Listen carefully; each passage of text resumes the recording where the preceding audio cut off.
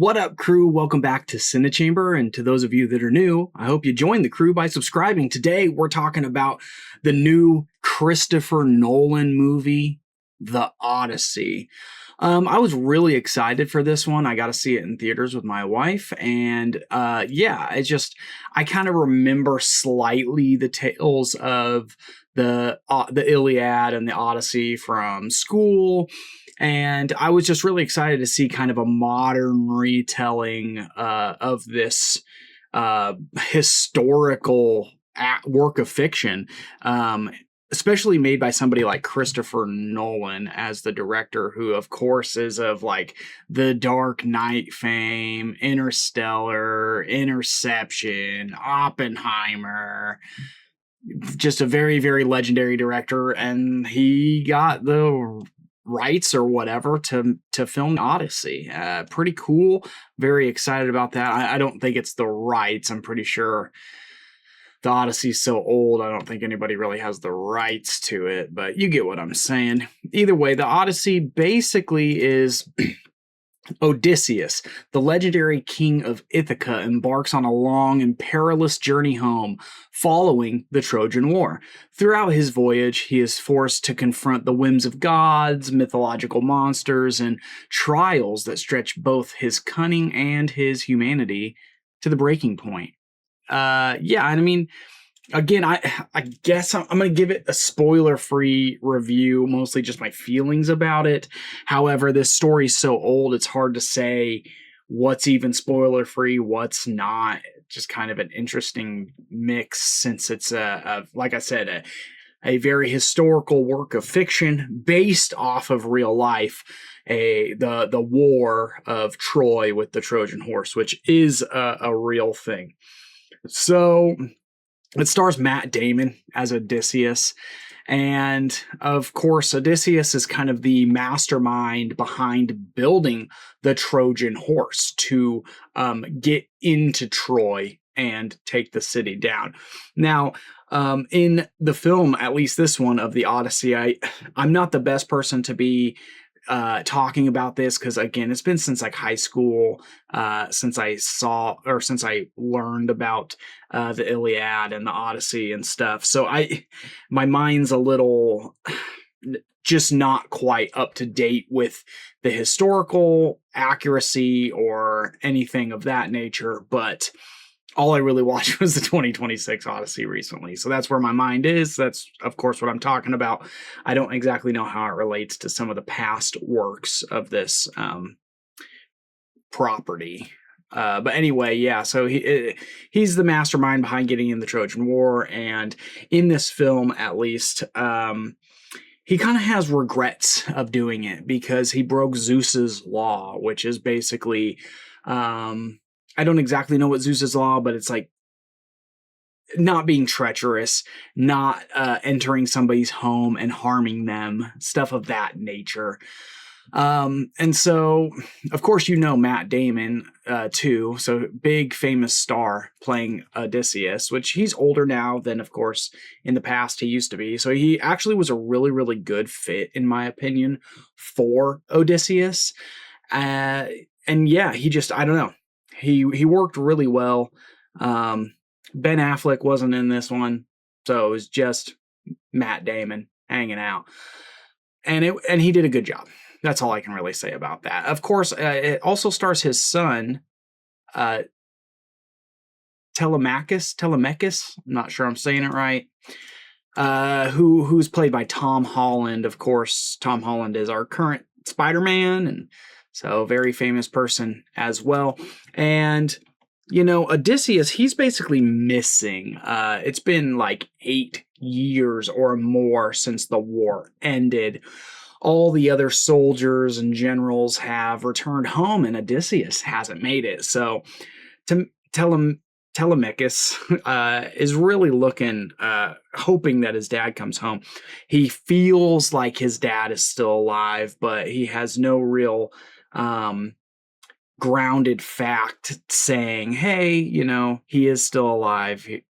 So he kind of feels like he needs to embark on a journey to potentially find his father, and also that will help keep the suitors at bay who are trying to marry his mom, Penelope, who's played by Anne Hathaway, which, of course, another very famous actor for a very long time. Um, Anne Hathaway does a fantastic job as well as Penelope, as Odysseus's wife. She, of course, is kind of ruler of their house and has been ruler of their house for, like, I don't know, going on 2 decades, something like that, because Odysseus had to leave to go fight the Trojan War because of Agamemnon. Um, and what is it? Helen of Troy and Agamemnon. They kind of start the war. Agamemnon is played by Benny Safdie, who I mean, he's in Oppenheimer. I don't know. He looks familiar to me, but you never really see Agamemnon's face. He's not really a main character. He's just kind of like the main driving character behind the plot line of the war, which the war basically takes place all prior to this. We only really see flashbacks of the war in the movie The Odyssey. And then a couple other notable characters is going to be Robert Pattinson's character, Attenuous.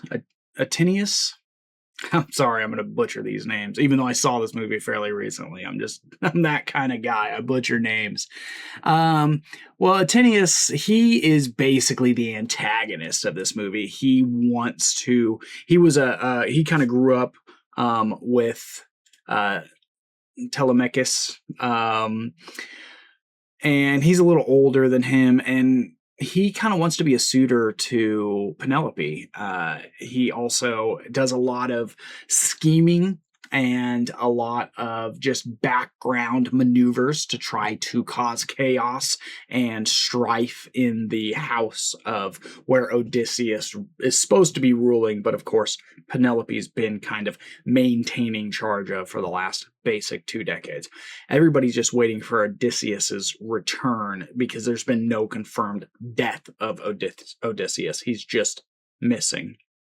Robert Pattinson really surprised me in this. He's honestly really surprised me in a lot of stuff, like The Lighthouse and especially The Batman. When he played Batman, he's really grown past his what you envision him as a sparkly vampire in the Twilight series. And he's kind of, in my opinion, been working really hard to get past that kind of grounded vision of him as an actor. And so he did a really good job here as a villain, and I really enjoyed him. He's just kind of the main antagonist in it, and it's a good thing. The last person I want to mention is also John Leguizamo. I hope that's how you say his last name. His character as Eumaeus. He's kind of just like this blind shepherd or something of that nature, blind farmer, or at least very, very visually impaired farmer. There are 2 other characters I'll talk about here. So yeah, he's just a really interesting character as well. He's kind of like the biggest supporter of Odysseus. He's also waiting for Odysseus and really wants Odysseus to come back and take charge of the house again. And then, okay, so the final characters I'll mention, they're way side characters.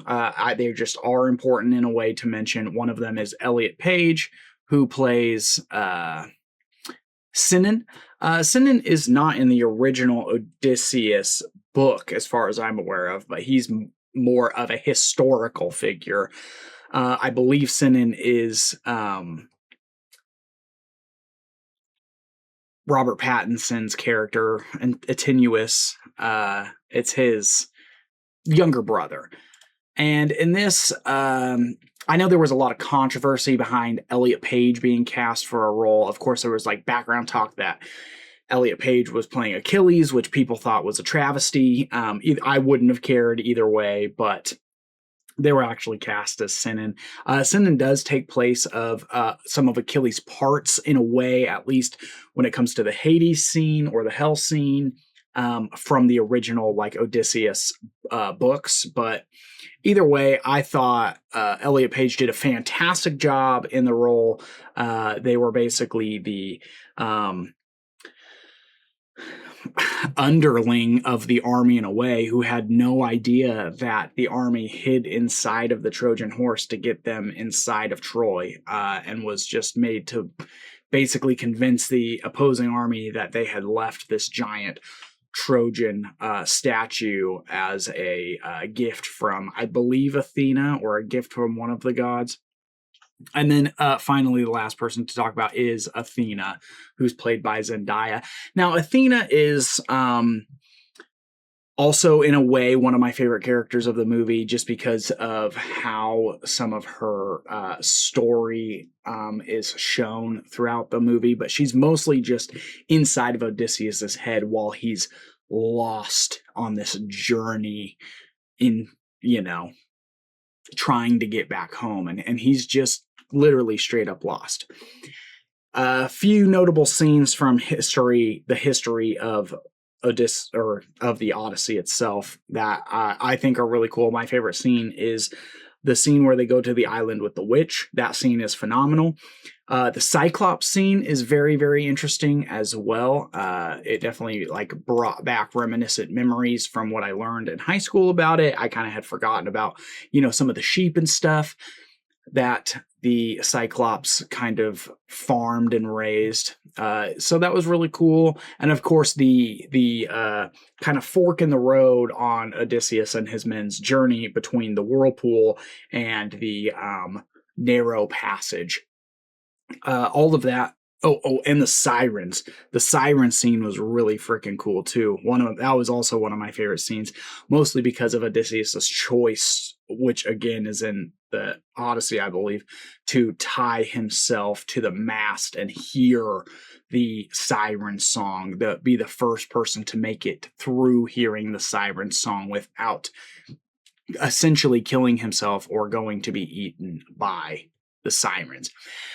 Again, this movie's super long. If you know anything about the Odyssey, it's very long telling story. And I think Christopher Nolan did a really good job at making the pacing of it feel really, really good. Of course, the way it's filmed is a beautiful spectacle. Every scene is just beautiful. And again, this is mostly just a story of Odysseus and his journey home. That's really what the whole movie's about, but there's just so much going on. It barely even feels like a 3-hour movie.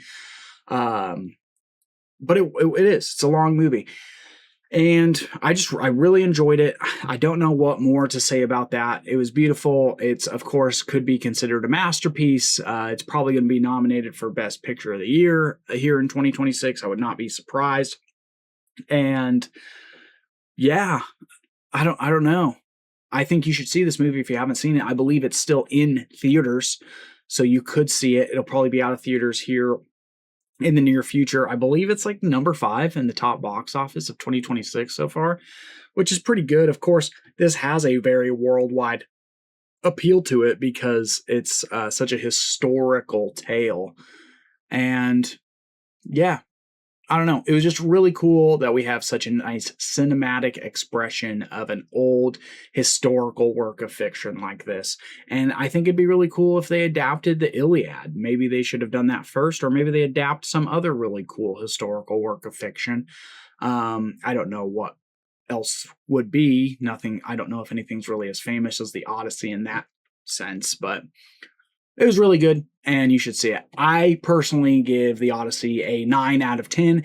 It doesn't hit that 10 out of 10 threshold for me, although I do sit back and I think about this movie a lot since I've seen it. I think I've seen it a few weeks ago. And yeah, I really, it kind of stuck with me, but it just didn't click with me to be one of those 10 out of 10 movies. That's just a personal decision. So where I kind of fit it here in 2026, as far as where I put it in the list, I put it right below the movie Evil Dead Burn, which I just released a video on and talked about. Evil Dead Burn, it's a horror movie, so I'm just more connected to horror movies, and it was just a really cool, also well-paced horror movie, in my opinion. Very character-driven, similar to the Odyssey in a way. And then the Odyssey, I ranked right above the movie Send Help with Rachel McAdams. That was a really, really cool movie as well. I wish I could have seen that one in theater, but I just saw it digitally. Yeah, Send Help. It's just really insane. Another horror movie, so it's bumped up a little bit for me personally. But it also is a little goofy. Sorry, I forgot to turn my notifications off. Yeah, so it's just a little goofy, and it's a decent movie. As far as 2020 goes, the entire ranking of 2020, I put the Odyssey right below Evil Dead Burn and right above Send Help as far as my 2020 rankings go. So maybe I shouldn't have even told you that, because it didn't really change anything, didn't talk about any other movies. Either way, I really appreciate you stopping by the channel today and talking about the Odyssey. Let me know in the comments down below if you remember learning about this tale in school, or if you watched it on your own. What did you think about the retelling of this by Christopher Nolan, if you've seen it?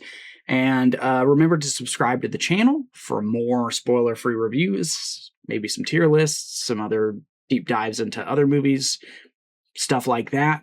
Like the video if you like the Odyssey in general, or if you just like the video as a whole, I'd really appreciate it. It helps put it out in the algorithm more. There's going to be more videos popping up on the screen for you to enjoy some other movies. So look forward to hanging out with you again in the future, and I'll catch you next time. Peace out.